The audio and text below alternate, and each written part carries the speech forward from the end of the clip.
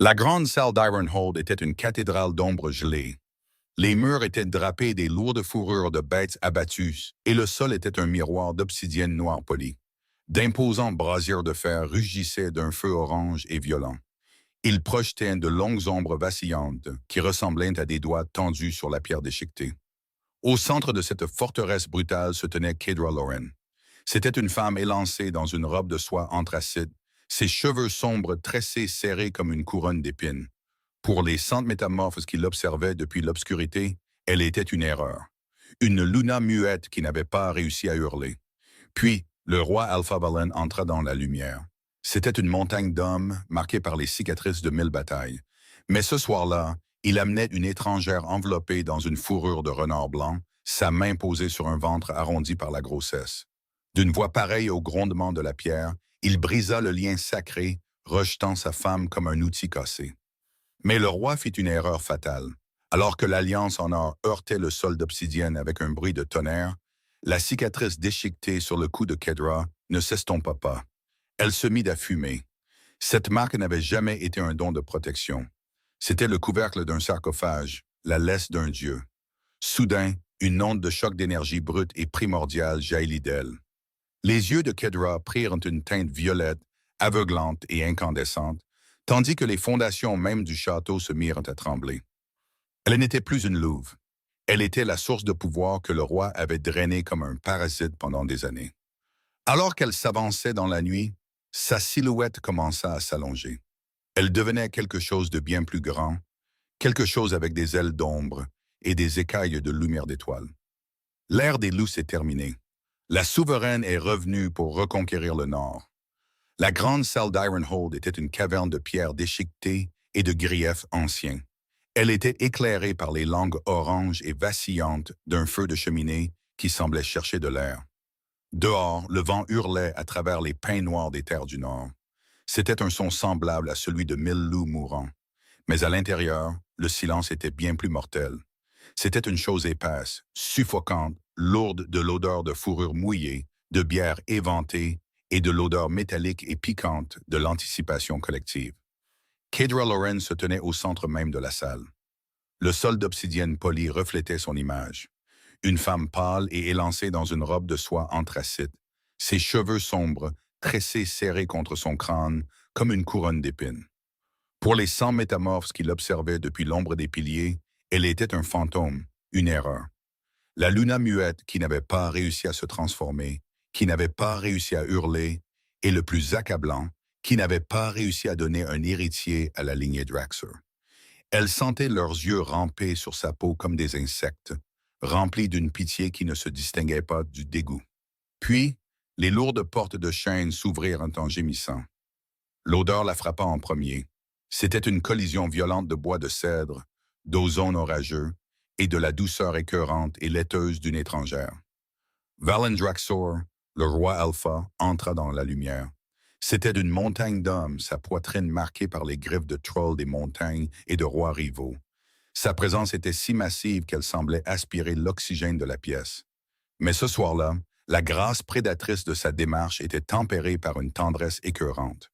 Blottie contre lui, enveloppée dans une cape de fourrure de renard blanc qui avait appartenu à la mère de Kedra, se trouvait une fille aux cheveux couleur de blé moissonné. Elle était jeune, ses yeux grands ouverts affichant une vulnérabilité mise en scène, et sa main était fermement posée sur le gonflement arrondi et sans équivoque de son ventre. La meute s'avança dans une vague de halètements étouffés. Le lien entre un alpha et sa Luna était censé être le fondement du Nord, un lien sacré forgé par la Lune elle-même. Voir Valen revenir avec une vagabonde enceinte n'était pas seulement une insulte, c'était une exécution publique du statut de Kedra. Valen s'arrêta à 10 pas du savon. Il ne la regarda pas avec haine, cela aurait été plus facile à supporter. Il la regarda avec l'impatience lasse et ennuyée d'un homme qui se débarrasse d'un outil cassé. Le conseil a parlé, Kedra. La voix de Valen gronda, une vibration à basse fréquence qui fit teinter les gobelets en verre sur les tables d'appoint. Le sang des Draxer ne peut pas s'éteindre avec un ventre stérile. Le grand loup exige une lignée. Myrelle porte l'avenir d'Ironhold. Elle est la mère du prochain roi. Myrelle baissa les yeux, un petit sourire triomphant étirant les coins de ses lèvres. Elle sentait la bruyère et l'ambition couronnée de succès. Kedra ne sia pas. Elle ne pleura pas.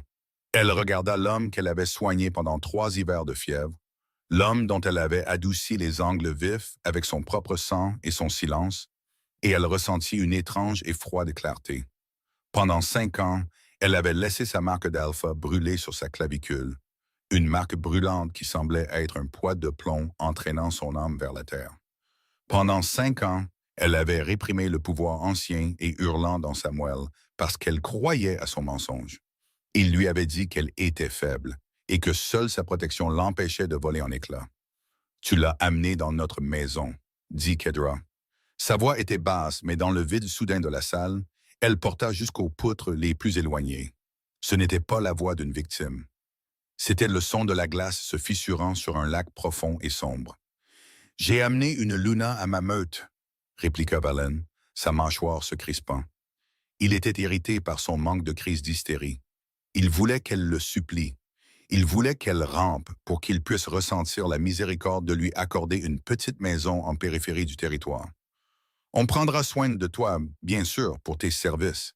Mais tu n'es plus ma compagne. Le lien est une entrave à une impasse.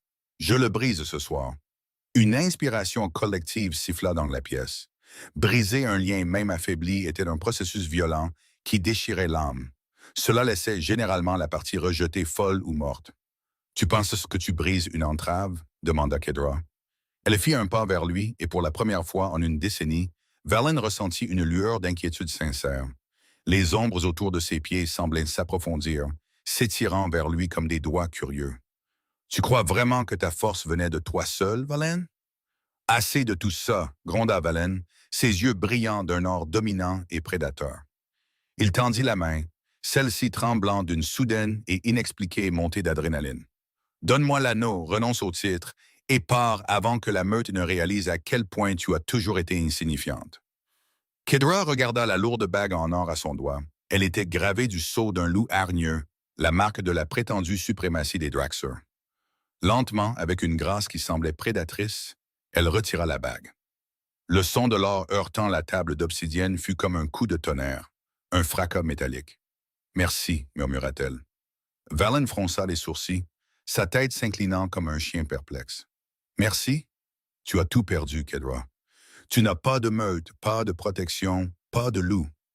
Je t'ai dit un jour, au début, que ma lignée était plus ancienne que ces montagnes, » dit Kedra, sa voix devenant plus riche, vibrant d'un pouvoir qui fit trembler le sol de pierre.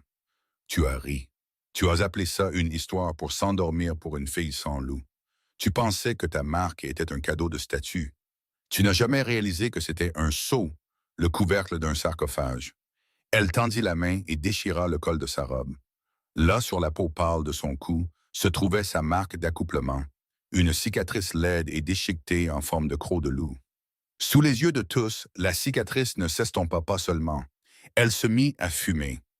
Un bourdonnement bas et guttural commença à s'élever des fondations même d'Ironhold, un son qui n'était pas un hurlement, mais un mouvement tectonique. « Mon sang n'a jamais été destiné à être lié à une créature inférieure, » continua Kedra, ses yeux prenant une teinte violette, aveuglante et incandescente. « Ta revendication était la seule chose qui maintenait le vrai sang en sommeil.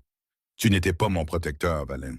Tu étais mon geôlier, et tu viens de me donner la clé. » Alors que le dernier vestige du lien se brisait, une onde de choc d'énergie brute et primordiale jaillit d'elle. Ce n'était pas la chaleur sauvage et animale d'un métamorphe.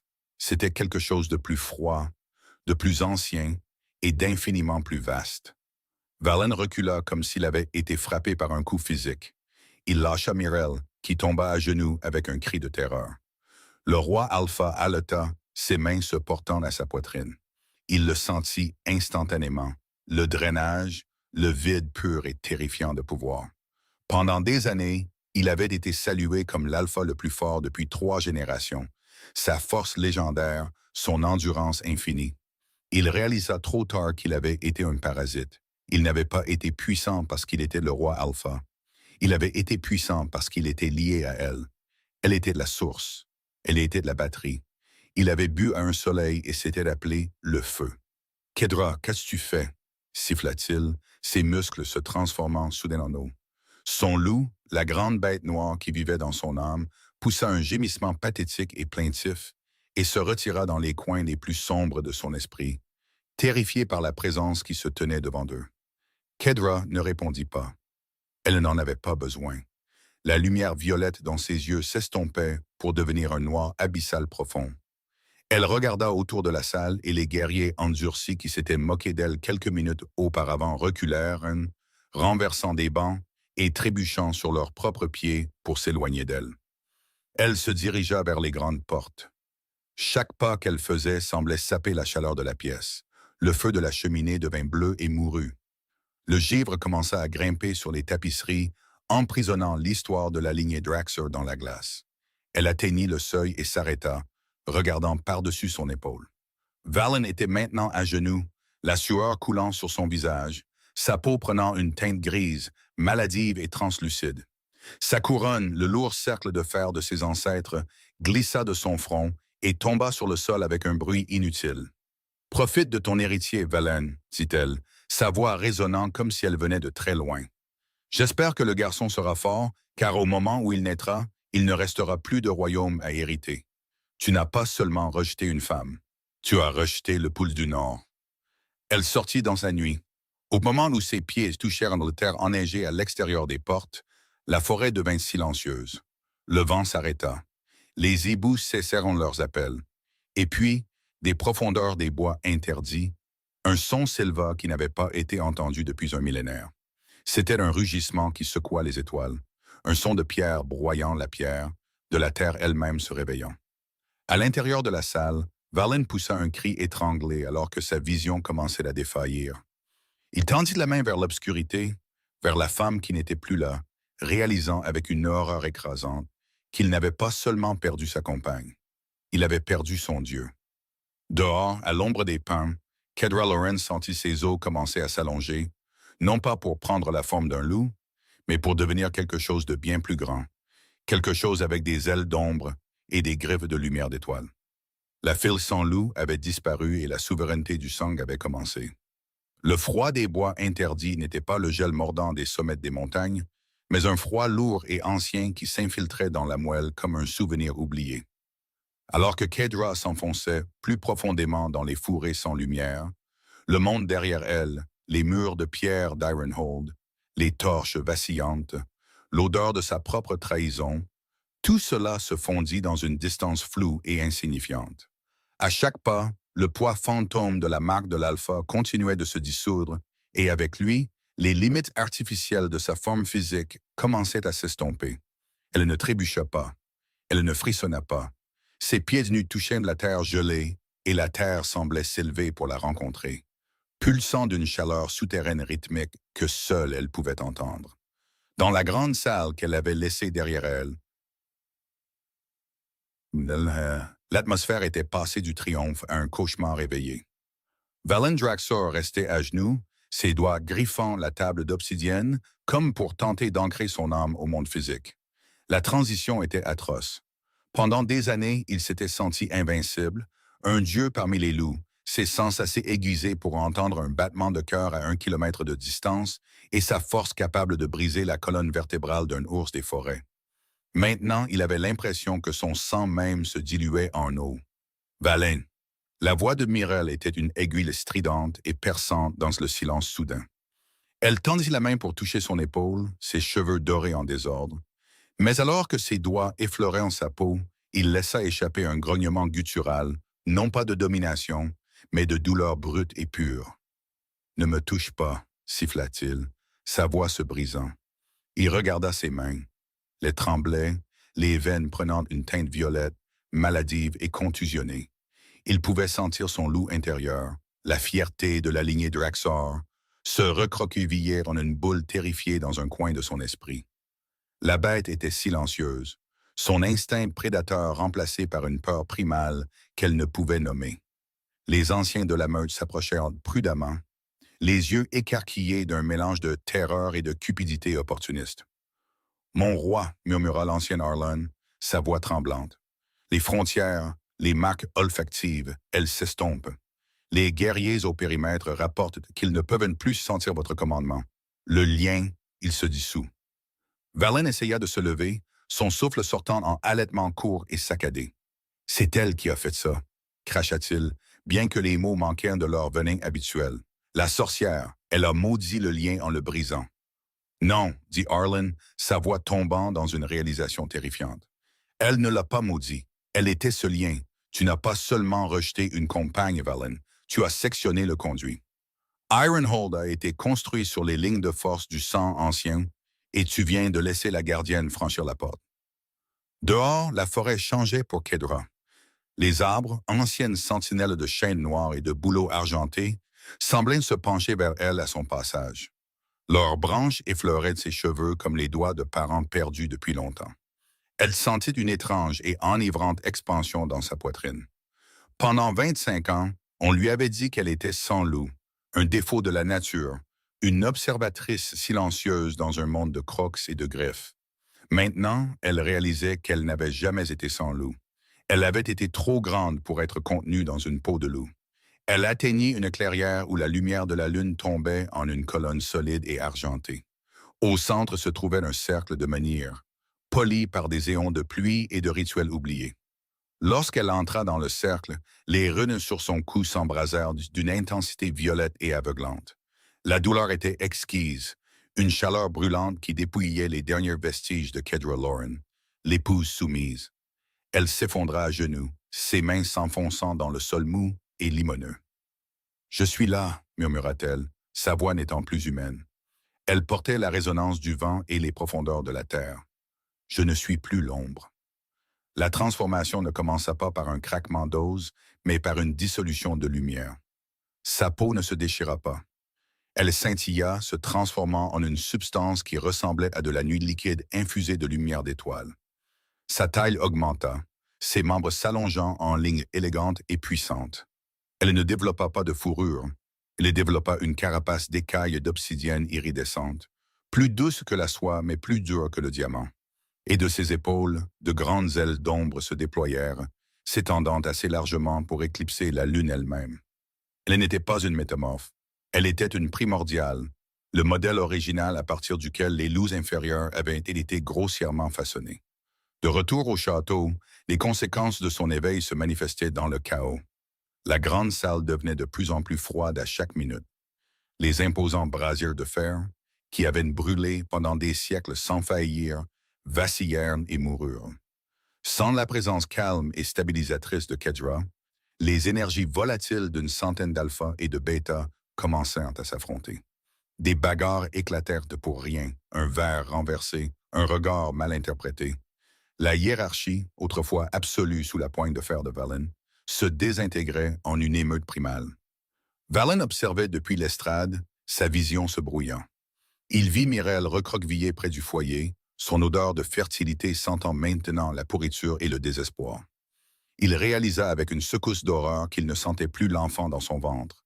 L'héritier pour lequel il avait sacrifié son âme était une promesse creuse. Sans la bénédiction de la Luna, la force vitale de la meute stagnait. « Trouvez-la », ordonna Valen, mais sa voix n'était qu'un râle pathétique. Il essaya de projeter son commandement d'alpha, de forcer les guerriers à se lever, mais l'énergie ne venait pas.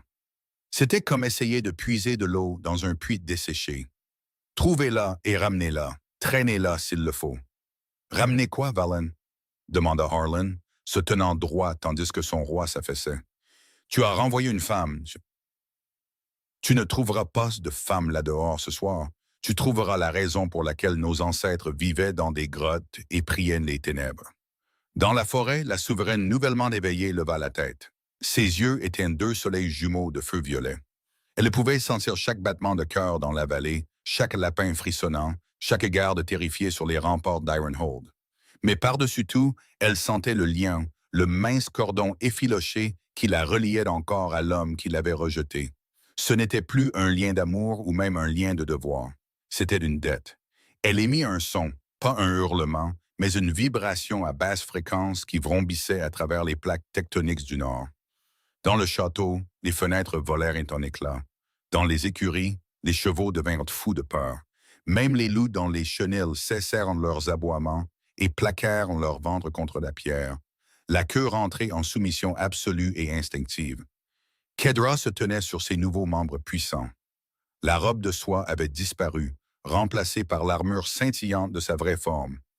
Elle sentit la fin de siècle monter en elle, non pas une fin de viande, mais une fin de justice. La lignée Draxor avait volé le pouvoir de sa lignée, avait utilisé ses ancêtres comme encre pour construire leur petit royaume d'os et de fourrure. Il l'avait traité de faible pendant qu'il se nourrissait de son âme. Elle regarda vers la silhouette sombre et lointaine du château. Elle pouvait voir la lumière déclinante de Valen, une bougie vacillante dans une tempête grandissante. Une partie d'elle, la petite femme brisée qu'il avait aimée, voulait pleurer pour la ruine qu'il avait attirée sur lui-même. Mais cette femme se noyait dans le vaste et froid océan de la conscience de la souveraine. « Vous vouliez un roi, murmura-t-elle, sa voix vibrant à travers les arbres, faisant tomber le givre des branches en un rideau scintillant. Mais vous avez oublié qu'avant les rois, il y avait des dieux, et les dieux ne pardonnent pas le vol de leur lumière. » D'une seule et puissante poussée de ses ailes d'ombre, Kedra s'envola dans le ciel. L'air gémit sous son poids, le vent se précipitant pour la servir. En bas, les bois interdits s'écartèrent, les arbres même se pliant pour créer un chemin pour son ombre. Valen Draxor leva les yeux à travers la verrière brisée de sa grande salle. Il vit le vide sans étoiles se diriger vers lui, une obscurité plus profonde que la nuit. Il sentit son cœur bafouiller, ses poumons refusant d'aspirer l'air glacial. Il avait voulu briser le lien pour assurer son avenir. Au lieu de cela, il avait invité la fin du monde. Alors que l'ombre de la souveraine tombait sur Ironhold, la première neige commença à tomber, non pas blanche, mais d'un violet profond et funèbre, tachant la pierre du château comme du vin renversé. Le règne des loups était terminé. L'ère du sang ancien était de retour.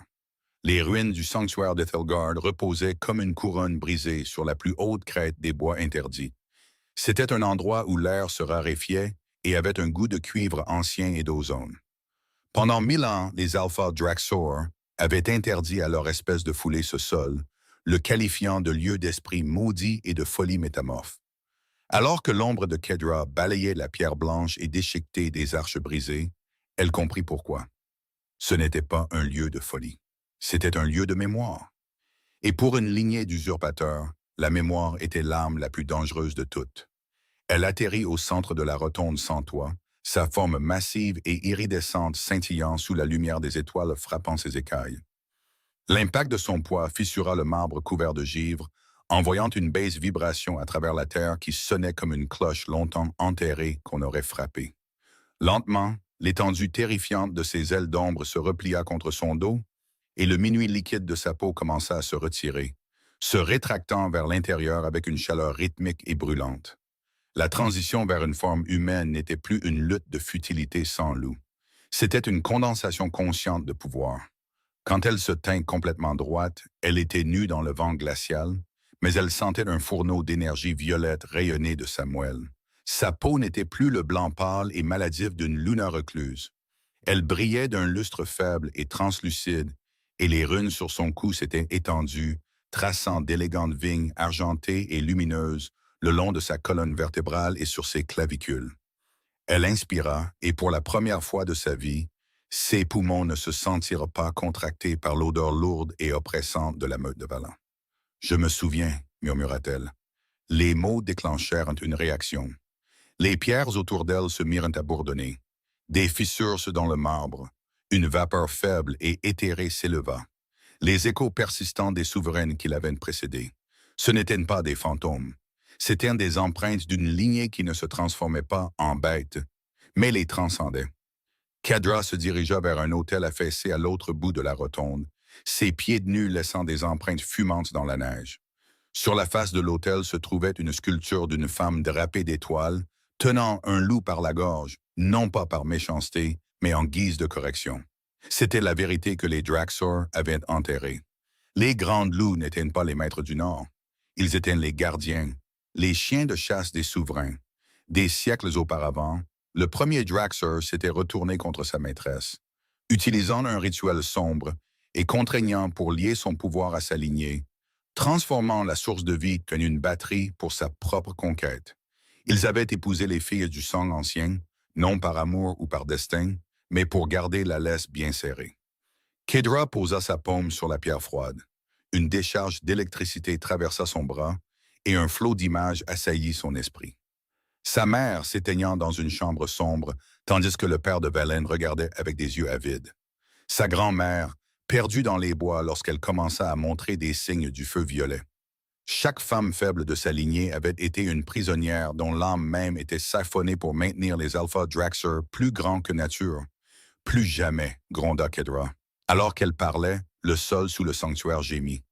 Au plus profond des entrailles de la crête, quelque chose répondait. Une cache de force ancestrale, cachée dans la roche et accordée à sa fréquence spécifique, commença à monter. C'était comme de l'argent en fusion se déversant dans ses veines. Pendant que Kedra embrassait son héritage, l'atmosphère à Ironhold s'était transformée en un charnier de désespoir. La transition de l'âge d'or de Valen Draxor à l'hiver du vide avait pris moins de 24 heures. Valen était assis sur son trône, mais il ressemblait à un homme fait de cendre. Ses cheveux, autrefois dorés, avaient des mèches d'un gris terne, et sa peau pendait lâche sur une charpente qui semblait rétrécir d'heure en heure. Le lien psychique qui lui permettait de sentir les frontières de son territoire s'était rompu, le laissant aveugle au mouvement de ses ennemis. Pour un alpha, cette privation sensorielle était une forme de torture. Il pouvait entendre les chuchotements de ses guerriers dans les couloirs, les sons de la dissidence, l'affûtage des lames. Sans son aura dominante pour les réprimer, les plus jeunes bêtas lorgnaient déjà sa gorge. « Bois ça, mon amour », murmura Myrelle, sa voix tremblante alors qu'elle tenait une coupe de vin fortifiée à ses lèvres. Valen repoussa la coupe, le récipient en argent cliquetant sur le sol. « Ça a un goût de poussière », gronda-t-il. Bien que le grognement fût interrompu par une quinte de tout grasse et rauque, il regarda Myrelle et pour la première fois, il la vit sans le brouillard de l'obsession pour l'héritier. Elle était jolie, oui, mais elle était creuse. Il n'y avait aucune profondeur dans son odeur, aucune résonance ancienne dans son âme. Elle était une flaque d'eau comparée à l'océan qu'il avait jeté. « Où est-elle » demanda Valen, saisissant le bras de l'ancien Arlen qui se tenait à proximité avec un air de détachement sinistre. « Les traqueurs sont revenus il y a 1 heure, » dit Arlen, sa voix dépourvue de sa flagornerie habituelle. « Ou plutôt, leurs chevaux sont revenus. Les hommes, ils ont refusé d'entrer dans les bois interdits. Ils disent que les arbres bougent. Ils disent que le ciel au-dessus de la crête est devenu violet. » Valen sentit une pointe de terreur glaciale. La crête, le sanctuaire. On lui avait appris depuis qu'il était un louveteau que les ruines étaient un cimetière d'échecs. Mais alors que sa force continuait de s'écouler dans le plancher, il réalisa le mensonge. « Elle les réveille », murmura Valen, l'horreur se lisant dans ses yeux. « Elle ne fait pas que partir, elle reconquiert. »« Elle est le Nord, Valen, » dit Harlan en se tournant pour partir. « Tu n'étais que l'homme qui tenait son manteau. Et maintenant qu'elle est partie, le froid vient pour nous tous. » De retour aux ruines, Kedra se tenait au centre d'un vortex tourbillonnant de lumière violette.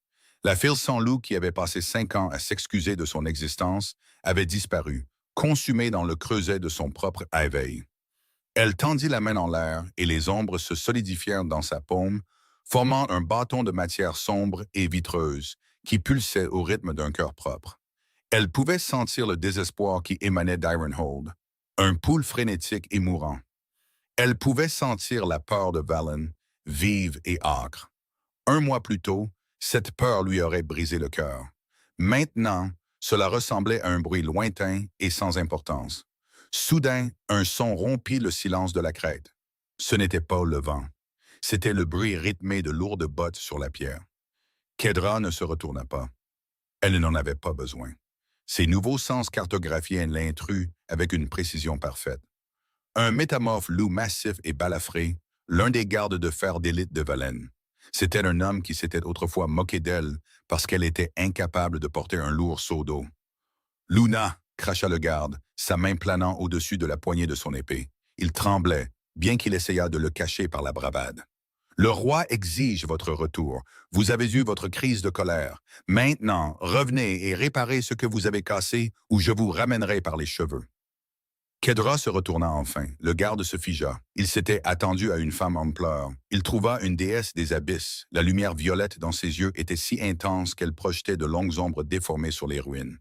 « Tu parles de réparer ce qui est cassé, » dit Kedra, sa voix sonnant comme le grincement des plaques tectoniques.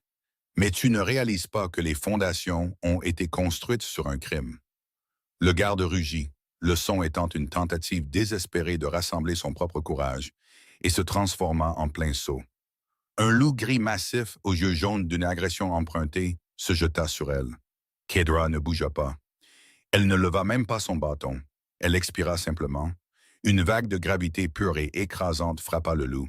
Il ne s'arrêta pas seulement. Il fut projeté sur le sol de marbre avec une telle force que la pierre se brisa. Le métamorphe reprit instantanément sa forme humaine, ses os gémissant sous le poids invisible. Il ne pouvait même pas crier. L'air avait été expulsé de ses poumons. « Retourne voir ton maître », dit Kedra en enjambant sa forme brisée. Sa voix était étonnamment douce, ce qui la rendait d'autant plus terrifiante. « Dis-lui que la cage est vide. Dis-lui que le soleil se couche sur la lignée Draxor. Et dis-lui... » Elle se pencha, son visage à quelques centimètres des yeux terrifiés du garde, « que quand je reviendrai, je ne viendrai pas pour une couronne. Je viendrai pour le sang qu'ils ont volé. » D'un simple mouvement de poignet, la pression invisible disparut. Le garde se releva en chancelant, son esprit brisé par l'aperçu du pouvoir primordial qu'elle détenait, et s'enfuit dans les bois, ses cris résonnant dans la vallée. Kedra se tenait au bord de la crête, regardant les lumières lointaines d'Ironhold. La tempête ne se préparait plus. Elle était là. Le ciel au-dessus d'elle commença à tourbillonner en un cyclone violet massif, et les étoiles semblèrent s'aligner selon des motifs qui n'avaient pas été vus depuis la jeunesse du monde. Elle sentit le dernier lien avec Valen se rompre, celui fait de pitié. « Je suis la souveraine », murmura-t-elle au vent, et dans l'obscurité des bois interdits, les choses anciennes, les créatures que même les alphas craignaient, se mirent à hurler à l'unisson, reconnaissant leur reine. La chasse avait commencé, mais pour la première fois dans l'histoire, les loups étaient la proie. La pourriture à Ironhold n'était plus une métaphore. C'était une manifestation physique d'un héritage mourant. Au troisième jour de l'absence de Kedra, les grands murs de pierre de la forteresse commencèrent à suinter d'une humidité noire et visqueuse, qui sentait l'eau stagnante des marais et les vieilles tombes, la chaleur légendaire du grand foyer, qui aurait brûlé depuis que le premier roi Draxor avait martelé son épée pour en faire un sceptre, avait entièrement disparu. À sa place se trouvait un froid creux et mordant qu'aucune quantité de fourrure ne pouvait repousser. Valen Draxor était assis sur son haut siège, ses doigts s'enfonçant dans les accoudoirs sculptés jusqu'à ce que le bois se fende. Il était le spectre de ce qu'il avait été. Sa peau avait pris la pâleur translucide d'un cadavre d'hiver, et le feu doré de ses yeux s'était estompé pour devenir un ambre boueux et vacillant. Chaque respiration était comme inhaler du verre pilé. Sans le lien avec le sang souverain, sans le réservoir de pouvoir silencieux et stabilisateur que Kedra avait fourni sans le savoir, sa propre énergie d'alpha le dévorait de l'intérieur. C'était un feu parasite, consommant ses muscles et ses os parce qu'il n'avait pas d'encre externe pour le stabiliser. « Il faut la trouver », râla Valen, sa voix un cliquetis sec. Il regarda la salle à moitié vide. La moitié de sa garde de fer avait déserté dans la nuit, sentant le navire couler. Les guerriers restants se tenaient à la périphérie, leurs yeux vifs de calcul prédateur. Ils ne s'inclinaient plus. Ils se contentaient de rôder, attendant le moment où le cœur du roi s'arrêterait enfin. Myrelle s'approcha de l'estrade, ses pas lourds et sans grâce. La lumière dorée que Valen avait autrefois vue en elle avait disparu, remplacée par un désespoir frénétique et moite. Elle serrait son ventre gonflé, mais l'odeur qui s'en dégageait n'était plus le musc doux d'une vie en éclosion. Elle était amère, comme de la terre brûlée. « Valen, l'enfant !» gémit-elle en tendant la main vers lui. « Il est si froid. Je ne sens plus son cœur battre. Les guérisseurs disent. Ils disent que la bénédiction a été retirée. » Valen retira sa main comme si elle était une lépreuse. La prise de conscience fut une lame dentelée dans ses entrailles. Il n'y avait pas d'héritier. Il n'y avait que la conséquence biologique de sa trahison. L'avenir pour lequel il avait échangé son âme était un récipient creux, incapable de prospérer dans un monde où la source de vie avait tourné le dos. « Il n'y a pas de bénédiction pour une maison construite sur du sable. » Une voix résonna dans la salle. La tête de Valen se redressa brusquement. Debout près de l'entrée se trouvait le garde qu'il avait envoyé sur la crête, l'homme qui était revenu avec des os brisés et un esprit effiloché par la terreur. Les yeux de l'homme étaient grands ouverts, les pupilles dilatées en vide noir. Il ne regardait pas Valen. Il regardait à travers lui, comme s'il voyait un fantôme.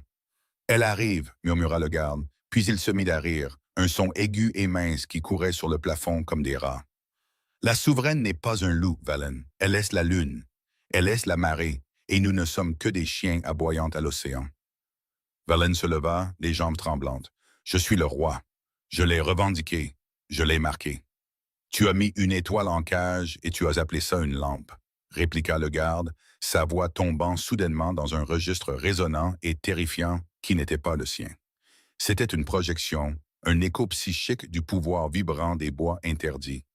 La cage est brisée et l'étoile a faim.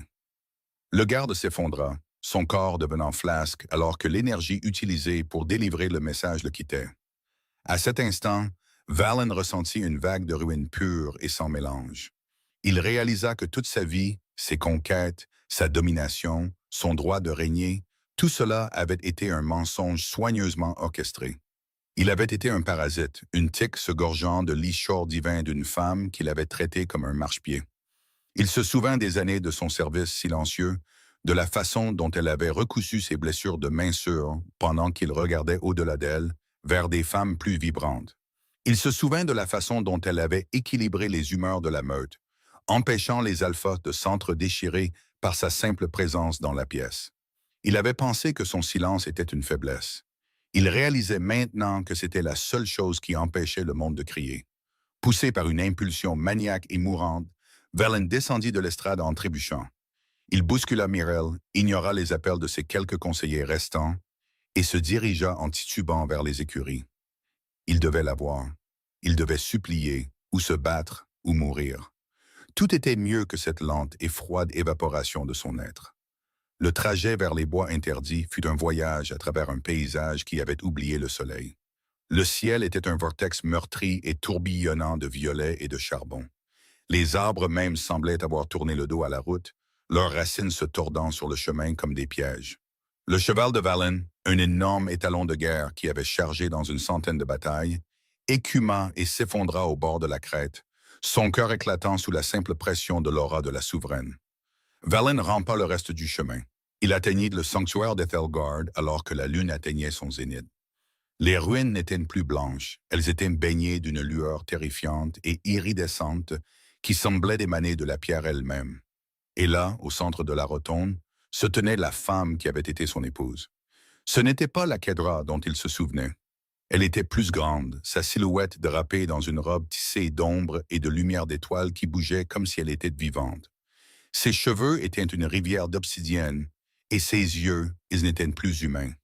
C'étaient des portails jumeaux vers le vide, brûlant d'un feu violet qui faisait vibrer l'air même autour d'elle d'électricité statique. Kedra, allaita Valen, tombant à genoux au bord du cercle. La proximité avec elle était à la fois agonie et extase. Le pouvoir qui émanait d'elle était si intense qu'il avait l'impression que sa peau était arrachée. Mais pour la première fois depuis des jours, ses poumons se sentaient pleins. Il était un homme affamé devant un festin qu'il lui était interdit de toucher. Elle se tourna pour le regarder. Il n'y avait aucune haine dans son regard. La haine nécessitait un lien émotionnel, une chaleur persistante. Ce qu'il vit dans ses yeux était quelque chose de bien plus dévastateur, une indifférence froide et cosmique. « Tu as l'air petit, Valen, » dit-elle. Sa voix n'atteignit pas seulement ses oreilles. Elle vibra dans ses os, sonnant comme le grincement des glaciers. « J'ai passé 5 ans à essayer de me faire plus petite pour que tu ne te sentes pas éclipsée. J'ai brisé mon propre esprit pour tenir dans les murs étroits de ton orgueil. C'est étrange de voir à quel point tu es petit sans ma lumière pour te définir. J'ai fait une erreur, siffla Valen, son front touchant le marbre gelé. La meute, la lignée, je pensais faire ce qui était nécessaire. S'il te plaît, le lien, il peut être reforgé. Je renoncerai à Myrelle. Je te mettrai sur un trône d'or. Rende-moi juste ma force. » Kedra rit. Le son était comme du verre se brisant dans une cathédrale. « Tu penses encore que c'est une question de trône? Tu penses encore que tu es un joueur dans ce jeu? » Elle s'avança vers lui et il essayait de s'asseoir lui, et le sol gémit sous ses pieds. Le lien n'était que la paille d'un parasite, Valen. Mes ancêtres étaient les architectes de ce monde. Tes ancêtres étaient les voleurs qui ont dérobé les plans. Tu ne m'as pas revendiqué. Tu as détourné un dieu. Elle se pencha et la chaleur de son pouvoir lui brûla les cheveux sur la nuque. Regarde-moi, roi Alpha, ordonna-t-elle. Valan leva la tête, ses yeux ruisselants de larmes de douleur et d'admiration. Derrière elle, les ombres commencèrent à prendre forme. Des loups massifs et éthérés, avec 6 yeux et des ailes de fumée, les gardiens primordiaux du sang ancien. C'étaient des vrais métamorphes, ceux que les légendes avaient peur de nommer. Ton royaume n'est déjà que cendre, murmura-t-elle. Tes guerriers se dispersent. Ton héritier est le souvenir d'un mensonge. Tu n'as plus rien à m'offrir que ta prise de conscience de la vérité. Je t'aimais, mentit Valen, une dernière tentative désespérée de trouver un crochet dans son cœur. L'expression de Kedra ne s'adoucit pas. Non, tu aimais la façon dont je te faisais te sentir puissant. Tu aimais le miroir que je tendais à ton ego. Tu n'as même jamais connu mon nom, pas le vrai, pas celui écrit dans les étoiles. Elle se leva, son ombre s'étendant jusqu'à couvrir toute la crête. Le cyclone violet dans le ciel descendit, touchant le sommet du sanctuaire. « Retourne à ton château de pierre humide, Valen Draxor, dit-elle, sa voix s'élevant en un crescendo qui secoua les montagnes. Regarde le givre réclamer ce que tu as volé. Regarde le monde oublier le nom de Draxor. Je ne suis pas ta Luna, je suis la fin de ton ère. » D'un geste de la main, une explosion d'énergie cinétique pure frappa Valen, le soulevant du sol et le projetant vers la lisière des arbres.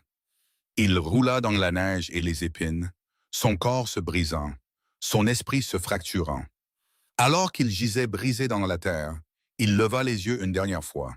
Il vit la souveraine s'élever dans les airs, ses ailes d'ombre déployées, une déesse reconquérant la nuit. La lumière violette était si vive qu'elle l'aveugla, gravant l'image de sa transcendance dans ses rétines.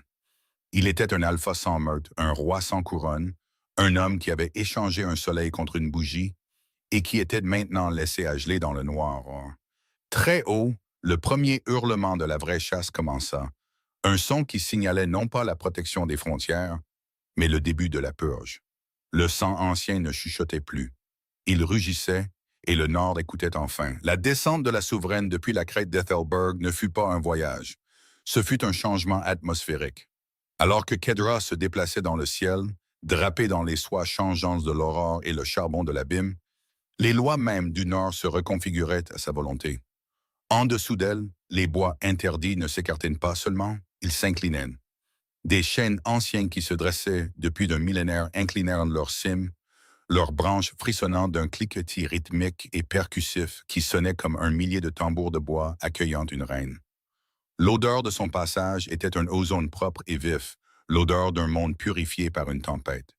Derrière elle, le souvenir de Valen Draxor gisait brisé dans la neige, une enveloppe vide d'un homme qui avait confondu une cage avec un royaume. Elle pouvait encore sentir le faible et pathétique battement de son pouls, au loin, une bougie vacillante dans une tempête grandissante, mais cela ne l'attirait plus.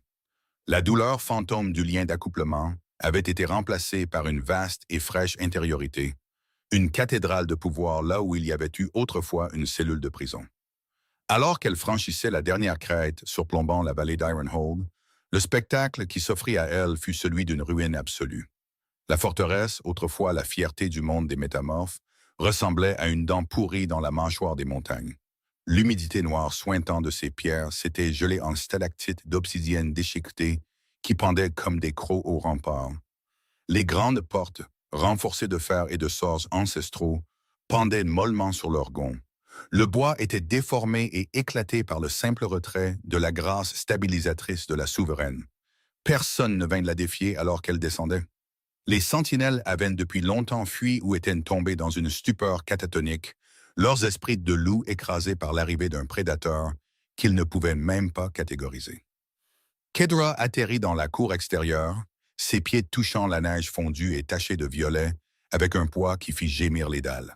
Sa forme scintilla, les ailes d'ombre se repliant dans sa colonne vertébrale avec un son de soie sur pierre humide, jusqu'à ce qu'elle se tienne dans son état quasi-humain, grande, radieuse et terriblement calme. « La dette est due », murmura-t-elle. Elle franchit les portes, sa présence étant une pression physique qui éteignit chaque torche restante sur son passage. Dans la grande salle, la scène était celle d'une stagnation pathétique et désespérée. Les alphas de haut rang du Nord, des hommes qui avaient bâti leur réputation sur la cruauté et la suppression des faibles, étaient blottis autour du foyer mort, leurs fourrures en lambeaux, leurs yeux reflétant la terreur frénétique de rats acculés. Au centre de la salle, près de la table d'obsidienne où elle avait autrefois déposé son anneau, Mirel était assise sur un tas de coussins moisis. Elle paraissait vieille. Ses cheveux dorés avaient pris la couleur de la paille humide. Sa peau était blafarde. Elle serrait son ventre de ses doigts crochus. Mais il n'y avait là aucune chaleur, aucun mouvement. Elle était le réceptacle d'un fantôme, un monument biologique à l'orgueil de Velen. Quand Kedra entra dans la salle, la température chuta si brusquement que le souffle des métamorphes gela dans l'air, tombant sur le sol comme de la poussière de diamant. « Où est-il » demanda Kedra. Sa voix ne porta pas. Elle se manifesta à l'intérieur de leurs esprits, une aiguille d'argent sonore. L'ancien Arlen, le seul à avoir encore assez de dignité pour se lever, la regarda avec des larmes gelant sur ses joues. « Il vous a suivi, souveraine. Il a cherché à reprendre ce qui ne lui avait jamais appartenu. Il n'a trouvé que la vérité, dit Kedra en se dirigeant vers l'estrade. Chaque pas qu'elle faisait laissait une rune violette brillante sur le sol, une marque permanente qui brûlait l'histoire de la lignée Draxor. Et maintenant, je suis venu réclamer le reste. Elle atteignit la table d'obsidienne et posa sa main dessus. La pierre, qui avait survécu à 1000 ans de guerre, se brisa instantanément en un fin sable noir. Cette meute a été construite sur un vol, dit-elle aux métamorphes rassemblés, ses yeux brûlants du feu froid du vide. Vous vous êtes nourris des filles du sang ancien. Vous avez utilisé notre moelle pour aiguiser vos griffes et nos âmes pour protéger vos frontières. Vous avez appelé cela un lien d'accouplement pour aseptiser le rituel de votre parasitisme. Vous vous êtes convaincu que les loups étaient les maîtres de la nuit, alors que vous n'étiez que les charognards vivant dans l'ombre de la souveraine. Un jeune bêta poussé à la folie par la pression laissa échapper un rugissement étranglé et se transforma, ses os se brisant, en une forme de loup déchiquetée et incomplète. Il se jeta sur elle, un flou de fourrure grise et de désespoir. Kedra ne tourna même pas la tête. Elle leva simplement un doigt. Le métamorphe se figea en plein vol, suspendu par des filaments invisibles de gravité. D'un simple mouvement de poignet, elle lui arracha le loup. Non pas par une transformation physique, mais par une excision spirituelle. L'esprit de la bête fut arraché de son âme comme une mauvaise herbe, se dissolvant en une brume d'étincelles dorées qui s'écoulèrent dans la peau de Kedra. L'homme tomba sur le sol, un humain banal et frissonnant, sa connexion avec la nature sauvage sectionnée pour toujours. Le reste des alphas tomba à genoux, leur tête s'inclinant si bas qu'elle touchait la pierre glaciale. Ils comprenaient maintenant. Elle ne les tuait pas. Elle les défaisait. Elle réclamait le don du sang de métamorphe qui avait été tordu par la lignée Draxor. « Je suis le Nord », proclama Kedra, sa voix s'amplifiant jusqu'à ce que les murs de la forteresse commencent à s'effriter. « Je suis la montagne et la tempête. Je suis le silence entre les battements de cœur. Cette maison est condamnée. » Elle se tourna vers Mirel. La jeune fille leva les yeux vers elle, le regard vide. « S'il vous plaît, » murmura Mirel. « L'enfant, sauvez l'enfant. » Kedra regarda le ventre de la jeune fille. Elle y vit la tragédie, une vie née de la cupidité et d'un faux lien, condamnée dès sa conception, car elle n'avait pas de sol spirituel ou s'enraciner. « Il n'y a pas d'enfant, Myrel, » dit Kedra, sa voix s'adoucissant d'un soupçon de l'empathie qu'elle avait autrefois en tant que femme. « Il n'y a qu'un reflet de l'ombre de Valen. Il n'a jamais vécu parce qu'il n'a jamais été aimé. Il n'était qu'une âme qu'il a laissé de forger. » Kedra tendit la main et toucha le front de Mirel. Les yeux de la jeune fille se révulsèrent, et elle s'effondra dans un sommeil profond et sans rêve, une miséricorde qu'elle ne méritait pas, mais que Kedra accorda à la femme qu'elle avait été. Puis, Kedra tourna son regard vers le plafond, vers le ciel sans étoiles visibles à travers le toit brisé. Elle leva les deux bras et le cyclone violet qui l'avait suivi depuis la crête descendit avec un rugissement qui noya le monde. La pierre d'Ironhold commença à se liquéfier, se transformant en une rivière d'énergie sombre qui tourbillonna vers elle. L'histoire des Draxor, leurs tapisseries, leurs armes, leurs eaux, tout fut consumé par le vortex. C'était une purge de l'esprit, un effacement total d'une lignée corrompue. Alors que la forteresse se désintégrait autour d'elle, Kedra sentit la dernière et massive vague de pouvoir ancestral retourner à sa source. Les milliers d'années de lumière volée refluèrent en elle, remplissant les vides de son âme, dorant ses veines de l'ichor des dieux. Elle se tenait au centre de la destruction, un pilier de violet incandescent, tandis que le château d'Ironhold était réduit à un cercle de terre brûlée et stérile. Au loin, la première lueur d'une nouvelle aube commença à poindre à l'horizon, mais ce n'était pas le soleil jaune de l'ancien monde. C'était une lumière pâle et argentée, froide et pure. Les loups du Nord, ceux qui avaient survécu à la purge, ceux qui s'étaient cachés dans les bois profonds et avaient refusé de se joindre à la corruption de Valen, émergèrent de l'ombre. Ils ne grognaient pas, ils ne chassaient pas. Ils se rassemblèrent au bord de la vallée, des centaines d'entre eux, leurs yeux reflétant la lueur violette de leur nouvelle reine. Kedra se tenait sur le sol vide où se trouvait autrefois la grande salle. Elle était seule, mais elle contenait les voix de 1000 ancêtres. Elle regarda les hommes brisés et les loups silencieux, et elle sut que l'ère des rois était terminée. L'ère de la souveraine avait commencé, et pour la première fois depuis un millénaire, le Nord poussa un soupir de soulagement. La cage avait disparu. L'étoile était rentrée chez elle. La neige qui tombait sur les ruines d'Ironhold n'était plus le blanc lourd et suffocant d'un hiver maudit. C'était une fine poussière scintillante d'argent et de violet, un voile céleste se posant sur la tombe d'une dynastie. Là où la forteresse noire et déchiquetée avait autrefois percé le ciel comme une écharde, il n'y avait plus qu'un vaste et tranquille plateau de verre cristallin. Les lignes de force du Nord ainsi longtemps étouffées par la cupidité parasitaire des Alpha Draxor vibraient d'une résonance profonde et mélodieuse qui pouvait être ressentie dans la roche même. L'air était léger, doux du parfum de jasmine sauvage et d'ozone de montagne, une fragrance qui n'avait pas honoré ses vallées depuis le premier âge. Kedra se tenait au centre de l'étendue de verre, sa silhouette se découpant sur le lever d'une aube pâle à 2 lunes. Elle n'était plus la femme qui était entrée dans la grande salle avec un cœur lourd et une marque qui s'effaçait. Elle était une entité d'équilibre pur et primordial. Sa robe était tissée des aurores boréales changeantes de la haute atmosphère, et ses yeux contenaient de la paix stable et terrifiante d'une fosse océanique. Elle regardait l'horizon, où les silhouettes des vrais loups, ceux qui étaient restés sauvages et non corrompus par la politique de la meute, se tenaient en sentinelle silencieuse. Ils ne s'inclinaient pas par peur, ils existaient en sa présence comme faisant partie d'un organisme singulier et respirant. Dans la vallée en contrebas, les survivants de la purge avaient commencé un autre type de vie. Sans la hiérarchie artificielle de la revendication alpha, la folie de la domination s'était estompée en une lutte humaine et silencieuse pour la survie. Ils n'étaient plus des métamorphes. C'étaient des hommes et des femmes redécouvrant le poids de leurs propres mains et la valeur d'un feu qui ne brûlait pas avec une magie volée. Parmi eux, Myrelle se déplaçait comme un fantôme, ses cheveux dorés coupés, ses yeux fixés sur les montagnes lointaines. Elle vivait dans une petite hutte de pierre à l'orée de la forêt, une femme qui avait cherché une couronne et n'avait trouvé que le poids écrasant de sa propre insignifiance. Elle passait ses journées à s'occuper des herbes sauvages, son ventre étant maintenant un lieu de silence guérisseur. Sa pénitence était écrite dans chaque graine qu'elle plantait dans la terre balafrée. Et Valen, de l'autre côté des bois interdits, là où les arbres poussaient drus et où la lumière du soleil de la souveraine atteignait la peine, un homme était assis près d'un feu vacillant. C'était une créature de haillons et d'ombre, ses muscles atrophiés, sa force légendaire, un souvenir obsédant qui pulsait dans ses articulations comme une vieille blessure. Il n'avait pas de loup. La bête n'avait pas été tuée, mais réclamée, repliée dans l'essence primordiale d'où elle avait été volée. Valen Draxor, le roi du Nord, n'était plus que Valen, un homme qui avait échangé une déesse contre une usurpatrice et qui se retrouvait avec les cendres froides de sa propre vanité.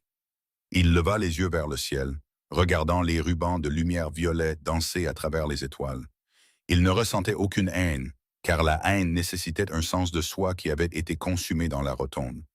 Il ne ressentait qu'un désir profond et creux, une soif qu'aucune eau ne pouvait étancher. Il se souvint de l'odeur de sa peau avant la trahison, de la façon dont sa présence avait ancré son âme volatile. Et il réalisa avec une clarté finale et écrasante qu'il n'avait jamais été le soleil. Il avait été la lune, reflétant une lumière qu'il ne méritait pas. Et maintenant que le soleil était passé à autre chose, il n'était plus qu'une pierre froide et sombre dans un univers vaste et indifférent. Il baissa la tête, le cercle de fer qu'il serrait encore dans ses mains tremblantes, lui paraissant plus lourd qu'une montagne. Il vivrait ses jours dans ce silence, un monument vivant à la folie des hommes qui pensent pouvoir mettre en cage le divin. Au sommet de la crête, Kédra sentit les derniers fils de l'ancien monde se dissoudre. Elle tendit la main, ses doigts effleurant l'air froid et vivifiant, et les runes sur sa peau pulsèrent d'une lumière douce et rythmique. Elle était l'architecte maintenant, celle qui guiderait le Nord vers ses racines anciennes. Elle ne construirait pas un château, elle construirait un sanctuaire de l'esprit. Elle ne commanderait pas une meute, elle harmoniserait un monde. La Luna muette avait trouvé sa voie, et c'était un chant qui résonnerait à travers les âges, longtemps après que le nom de Draxor ait été oublié par le vent. Elle tourna le dos aux ruines, ses ailes d'ombre se déployant une dernière fois, non pas comme une arme de guerre, mais comme un dais de protection pour la terre qu'elle avait reconquise. Alors qu'elle montait dans la lumière scintillante de la nouvelle aube, les loups en bas poussèrent d'un seul hurlement unifié, non pas de faim, non pas de guerre, mais de retour au foyer. Le lien n'était pas brisé, il était enfin, pour la première fois en 1000 ans, rendu entier. La souveraineté était complète, le Nord était libre, et le cœur de la déesse était en paix.